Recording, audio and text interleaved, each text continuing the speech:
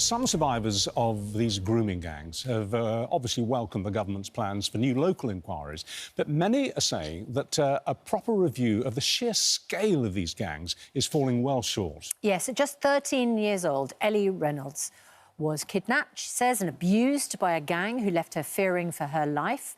That was more than a decade ago.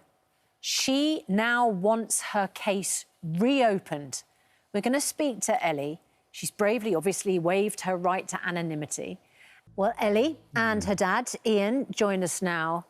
Good morning. Good morning, Madeley. How does it feel to be very public about something so distressing? I think the more that you talk about it, the more that you're getting the word out there to help many other people. So it's going to take a lot of people to talk, so we can eventually squash this problem. This was investigated but never went to trial. You haven't got justice in your case. But tell us what happened when you were just 13.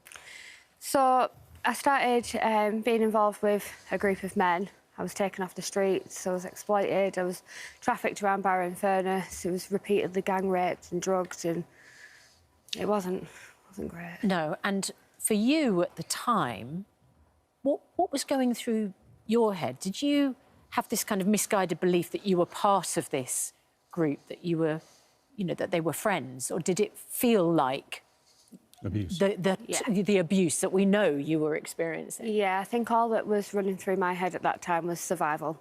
And really? You need to get out of here and you need to get back to your family. There was never a time I felt safe. How many years did it go on? 5. 5 years. Can I talk to you father to father on this? We said in that report there that as she started to go to disappear, sometimes for days at a time, you'd go to the police, you'd report her, and then, of course, she'd come home. What did she tell you? What did you think had happened to her? She wouldn't tell us what was going on. It was the anger in her. We knew something wasn't right. You know, we begged everyone for help, schools, everyone, because we knew something wasn't right. We'd constantly report Ellie missing. The police had come round. First thing, they just go and look at her bedroom. They knew, you know, they knew she wasn't from a broken home or anything like that. And days later, she'd turn up. And, you know, you'd be like, what's going on? And she just wouldn't, you know... What did you say to your parents? I don't think I ever said anything. I think I was dropping tiny hints to different people, but never piecing a story together. I came in and I was withdrawing off drugs, and I'd just go straight to my room. I just had a lot of built-up hurt, questions, anger, and I needed at that time to isolate myself. I just needed to be on my own. Did you suspect that she was being groomed? Did that ever cross your mind? No. So how did that reality enter your mind? It was when we was informed by the police that they knocked on the door and told us that they had serious concerns that Ellie was being groomed. And it's like me and my wife said, you watch it on telly and you think, oh, it's not going to happen to us, it's not going to happen to us. And then your world just falls apart. It really does, because it's your own child. You know, and I still, to this day, don't know half of what Ellie went through, and I don't want to know, because it would just kill me as a dad. But you put your faith in every possible system to help you. Yeah. And, you know, my wife was begging the schools. They even asked, my wife even said, you know, to put Ellie in a local mental institution for her own safety, because we couldn't put our finger on what was going on. And to be told that and have your world ripped apart, we just automatically went into, like, autopilot lockdown sort of thing at home. Ellie, what gave you... Because this went on for years. You were just a child.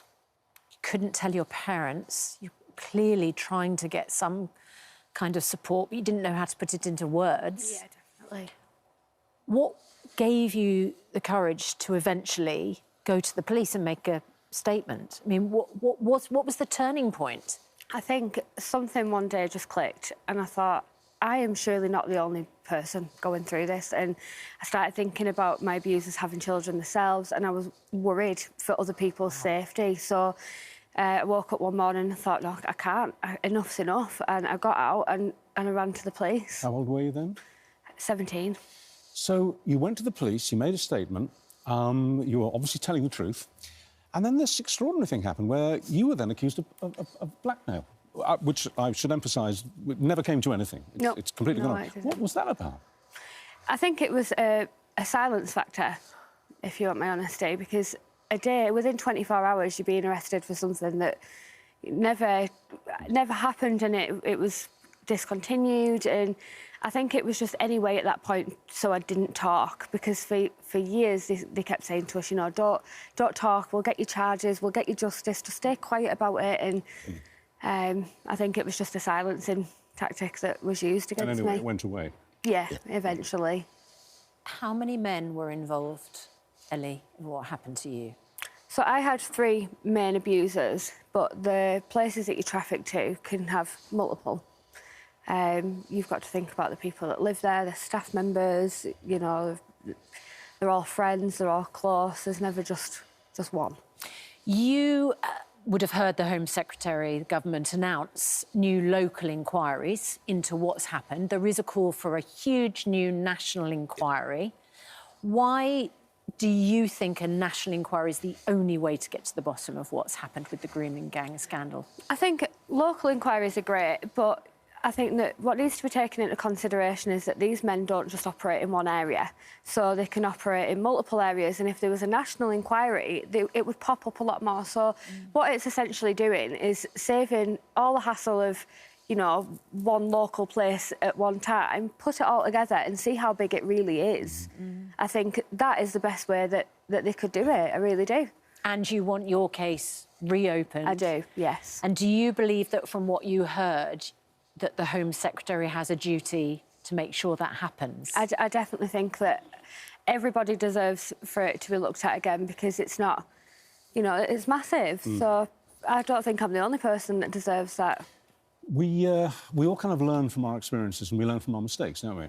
What would you advise as a father? What would you advise parents watching this now who are listening to this and thinking, my God, this is ringing some very alarming bells. What would you do differently now that you didn't do back then? In all honesty, nothing, because we didn't know what was going on. You know, it's... The kids they've got the horses, you know, they didn't come from a broken home, there was no silver spoon sort of thing. You know, they had what they wanted in life, they had a good childhood, all of them did. There was never any arguments or anything at home, so I couldn't give anyone any advice, but... I think a lot more awareness has to be raised on the subject. Definitely.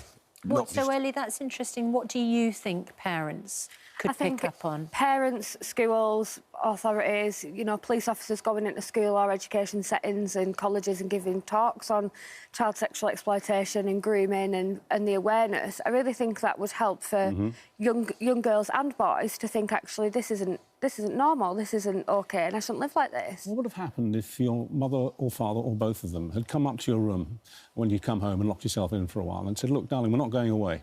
We're staying here until we talk. We need to know exactly what's happened.